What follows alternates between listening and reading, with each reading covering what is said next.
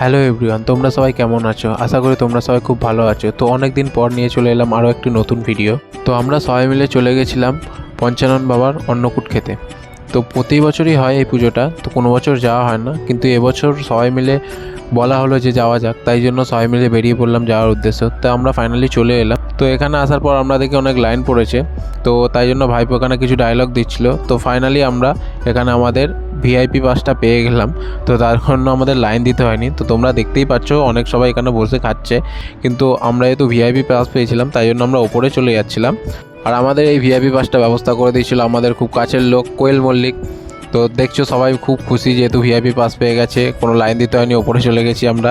ওপর থেকে নিচের ভিউটা কিছুটা এরকম লাগছিল দেখতে।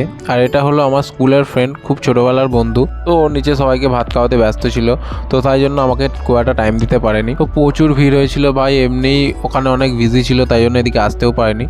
আর এটা হচ্ছে আমাদের কোয়েল মল্লিক, যিনি আমাদের পাসের ব্যবস্থা করে দিয়েছিল। তো আমরা ফাইনালি বসে পড়লাম খেতে। খাওয়া দাওয়ার আইটেম ছিল অনেক রকম, এই খাবারগুলো পুরো অমৃতর মতো লাগছিল খেতে, অসাধারণ ছিল। তো আজকের জন্য এটুকুই, দেখা হচ্ছে আবার অন্য কোনো ভিডিওতে। Tata bye.